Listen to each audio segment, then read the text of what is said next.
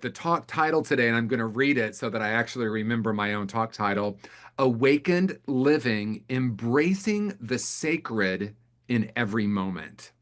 Embracing the sacred in every moment. And I'm actually going to read the description, just the first sentence of the description, as a reminder of the conversation that we're here to have together. What if your everyday life could be a gateway to deep spiritual awakening? In this talk, I will invite you to step beyond old paradigms of striving, fixing, and surviving into a new way of being anchored in presence, purpose, and profound inner peace. And that reading from Michael Beckwith really resonated with me, and it really beautifully folds into this because he uses the phrase shake off the dust of the world. And I just love that. And also, David, when you said there's a difference between letting go, this is what I heard. I don't know if this is what you said. There's a difference between letting go of or letting go into. And that really is also something that I think is really important to pause for a moment. And what does that mean? I know in my own journey, and I often hear people saying things like, I should let that go. I need to let that go. I need to stop being so, and fill in the blank. And although that can be true, what we're inviting you to do is to realize that when you let go into the sacred, let go into the infinite wisdom that you are. And Michael went on in his reading to say, with God, all things are possible, which of course is a biblical quote. All things are possible with God. And God, of course, is one of those words that might have so many different meanings to anyone listening right now. We have our own interpretation of what that means. And I was also thinking of another quote, and quotes are funny, especially in the age of the internet, because we're not always really sure exactly who said it, but there are two quotes that came up for me during the meditation. And both of them, interestingly enough, have been attributed to either Thich Nhat Hanh or Gandhi. And it could be one of them, or it might be neither of them. But one of them is, if you don't see God in the next person you meet, you will never see God. If you don't see God in the next person you meet, you will never see God. And the other one, and I'm pretty sure this one is Thich Nhat Hanh, the miracle is not walking on water. The miracle is walking on earth and remembering the sacred nature of everyday living. That was a paraphrase, by the way. That was really my own interpretation of that quote. And so sometimes we might think that we need to create a spiritual experience, but the truth is, it's not about creation, it's about remembrance. And that's that difference between letting go of any of the stories of lack or limitation. And yes, that is true. We do get to question every idea and every belief. And going back to what Michael said, when animals experience trauma, they shake at the end. And then it's to allow their nervous system to go back to, because animals are pretty darn present. That's why I think we love dogs so much. There's that great meme of, the reason dogs are so happy, and there's the little bubble, and the dog is the person, the human is saying, oh my gosh, I need to answer those emails and I need to get back to work, and oh, tomorrow's Monday and I have all this to do. And the dog's bubble head is, isn't it wonderful being here with my human? And that to me is the perfect way to demonstrate the embodiment of seeing everything as sacred. And yeah, maybe we have been taught that the miracle is walking on water, but the truth is, miracles are actually all around us. Our very body is such a miracle. Everything, nature. We talked about the sunset earlier, to see the sunset and to be in the energy of that sunset and to notice the emotion that that evokes. That emotion, that feeling is the remembrance of who and what we are. So, yes, maybe we do let go of, but the deeper opportunity for us is to let go into the sacred remembering of who and what we are. And so if something in the world affects us, because in that reading too, Michael didn't say all things are possible with God and the conditions of the world will not happen. It was that the conditions of the world will have no power over me. I remember when I was early in Unity, there was someone who said, germs aren't real, I don't believe in them. And I thought, well, it's an interesting point of view. I think I might say, here's this thing we call germs that, yes, it does create this thing that we call illness or disease. What if I realized there was something within me that was more powerful than that germ? Now, that's a different way of framing what a lot of us in New Thought maybe have done. And that is, let me change my thinking so I can change the conditions of the world. I want to manifest more so that I can be fill in the blank. I want to manifest the perfect relationship so that I can be happy. I want the world to not be having so much conflict so that I can be at peace. And of course, at Unity, we say, peace begins with me. And the truth is, peace begins and ends with me because, as Pema Chodron says, if you're looking for stability and predictability, you were born on the wrong planet or you've come to the wrong place, right? Because things in the outer world we know are constantly changing. We'll always have an opinion about that. Now, maybe some of you have gotten to a point where you don't have opinions about everything. But for me, I noticed that's just what my mind does. And I spent 20 years in New Thought trying to change the thinking. And at one point, I realized there's something much greater as a possibility. Well, even easier, let's put it that way. Thank you for sharing. The mind is doing what it does. It is sorting and separating and judging. It is constantly deciding who and what is safe. There's a greater power within me that's beyond the thought that I have about this.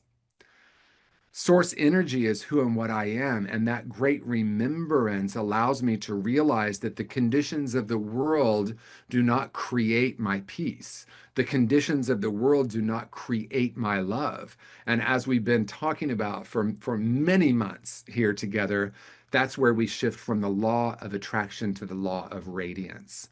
We shift from I'm going to create my perfect life to I'm going to move into the great remembrance or the great remembering. And this may sound like semantics, but it's a very different way to live because so many of us might be looking for that moment where we find God or find source or find love or find enlightenment. To realize that we came in as a spark of divinity, and that's the truth of who and what we are, is a very different way of being. And in a moment, in one single breath, I can take a breath and remember that truth. And remembering that truth may or may not change the conditions of the world. And we'll come back to that in a moment because may or may not is an important distinction. The key here, though, is I don't need it to change the world in order for me to be free. I don't need the world to be different in order to know that I am love. There is nothing to attract. And as my friend Amitabh in one of his songs says, we can call off the search and rest in the truth of who and what we have always been.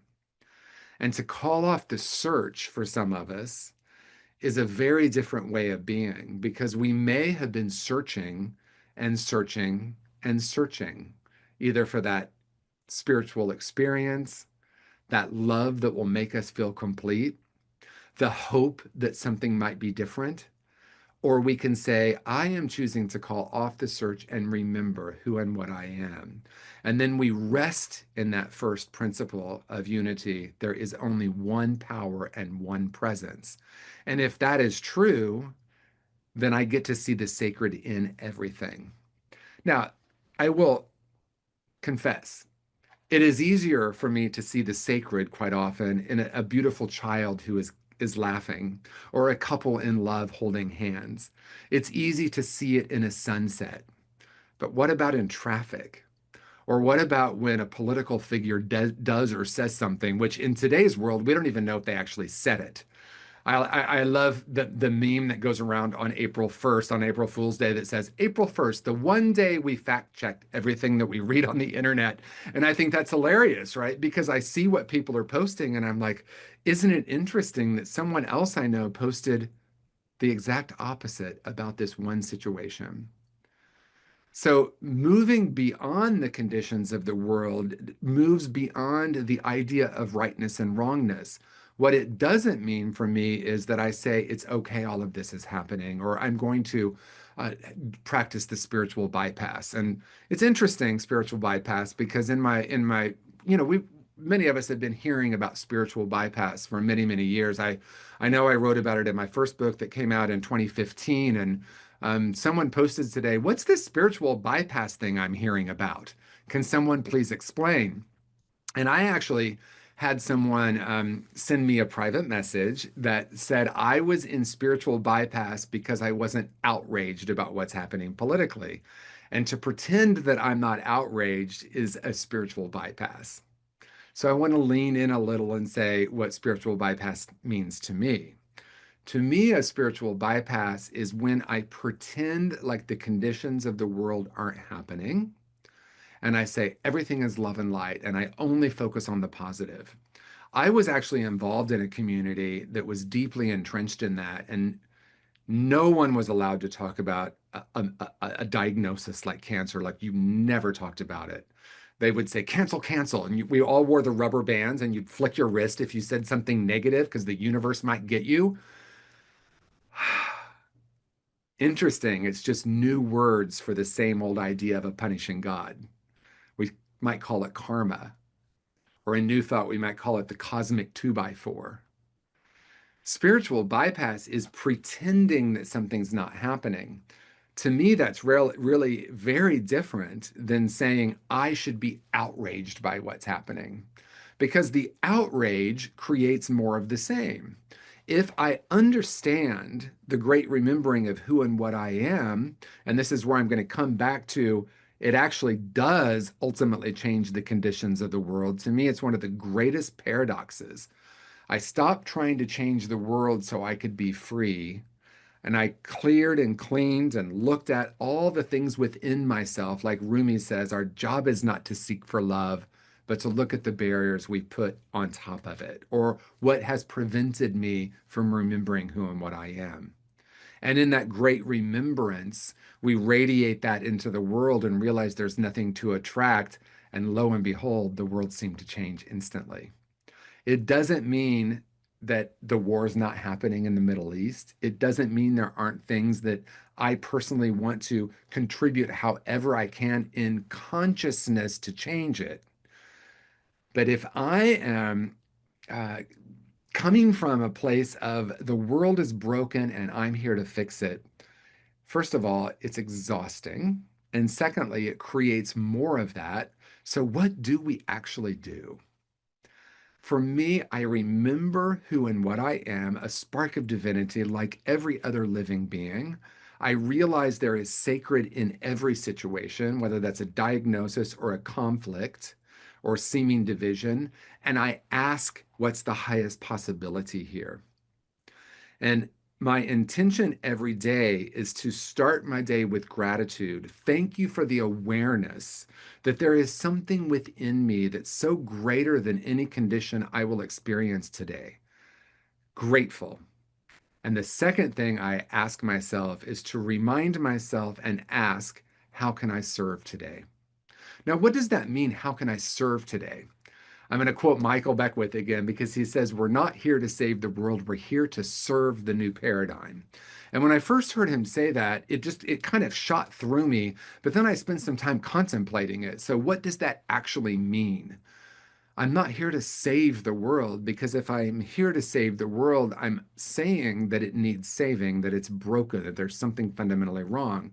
And of course, we can find plenty of evidence to say, but it is. It is. There are all these things that are happening. To serve the new paradigm is to realize who and what I am and be a reminder of that in the world. And in my experience, that's actually the only thing that creates lasting change on the planet. In other words, shame does not heal shame, hate does not end hate, and war does not end peace. And yet, many of us have been conditioned to believe that's true. And what I want to acknowledge is having compassion for that programming, because it does seem that fighting has brought us some progress in the world. That progress, however, is very limited, and that's part of that pendulum that swings. And so rather than being kind of a victim to that, and I don't love that word, but let's say the condition of the pendulum draws me off center or takes me off center, I remember that in the midst of this, I can be the sacred presence. And all that's required of me is to remind myself of that on a moment to moment basis, let go into that, and maybe also let go of all the stuff that I have believed that has kept me limited or kept me from experiencing that. And a wise person once said, it can take a lifetime and it can happen in an instant. And those moments when we remember who and what we are, those moments, that spontaneous insight, love is who I am, peace is who I am. I am a spark of this divinity. I have moved this first principle of unity from an intellectual understanding down into an embodiment of this principle. There's only one power and one presence active in the universe and in my life. And if that's true, then that must mean that there's a spark of divinity in every situation in the world. And I really thought my mind was going to understand that at some point. I thought my mind was going to be able to, yes, that's true. In my experience, some moments my mind can rest and I can feel that very deeply. And sometimes my mind is at odds with that. Yeah, but what about that? That can't be a spark of divinity. This is something happening that's horrible. Compassion for self, understanding for the programming, for the reactive impulse, for the part of me that believes there's something to defend. And then in a moment, I can take a breath and remember. In the midst of this, I have a role. And my role is to be at odds with this, or my role is to be a presence for love, a presence for peace, a presence for God, source, infinite beingness, whatever word we use. And that, to me, is what it means to have every day an awareness of the everyday sacred nature. And so the invitation really is quite simple. Question every idea I've ever had that is counter to this great knowing, rest in this great reality, and remember, because our body does remember. My body does remember those moments. You know, we might have these, what we call a peak experience, or this moment where we know there's only love. I've had quite a few in my life. And then maybe the next decade, I try to figure out how it happened or what just happened. Or even more so, I might figure out how to make that happen again. And instead, we can let go into this awareness and this knowing. Can it be that simple? Can it be as simple as I know who and what I am? And if I know who and what I am, I know that every living being is a spark of this divinity. I remember being in Egypt, and it was Ramadan. And for those of you who don't know what Ramadan is, part of it is they don't eat all day. And when the sun goes down, they have their first meal. And so people who don't have the means to have their first meal, there are in the public places, there are these long tables where people get fed because it's very important to share that meal and to share that sacred eating after this day of fasting. And my friend Kealoha and I were walking, and we were in Cairo, and we walked around a corner, and there was a young boy, probably 9 or 10 years old, and he had a plate of food, and the sun had just gone down, and we watched him go over and sit down. He hadn't had a bite of food yet, and he saw us, and his first instinct was to reach his plate out so that we could have the first bite. That to me is what it means to see the sacred in every moment. That simple act of love, that kindness that this young person, we didn't take the first bite, by the way. I don't know if he might have, maybe that was offensive. I don't know. But of course, we were like, no, please eat. You know, we're just Americans who have been eating all day long, right? So, but it was a beautiful demonstration. And so, what I want to close with really is an invitation to ask, is it possible to have it be as simple as every glance, every thought, every emotion, and every experience in my body can be infused in this and as this energy of love. Is it possible that at every moment I can ask myself, what is the sacred opportunity here? What is the highest possibility for me to see? How can I serve this new paradigm of oneness, this new paradigm that love is all there is, that in the midst of anything happening in the world, I can stand clear. I can call off the search. I can realize that there's nothing to fight for and there's nothing to fight against. I can stand in this greater reality because life is a great experiment. And my invitation for you is to go out into the world, being this frequency of love, and see what happens. And at any moment, if you find yourself forgetting that truth, just take a breath. I know who and what I am. I know who and what you are. We are love. And then we get to see what happens. What an adventure this life is to walk on the earth and to be at peace and to remember this is the greatest miracle possible. And each of us gets to do that on a moment to moment basis. As always, I'm so grateful to have been with you. Peace and blessings, everyone.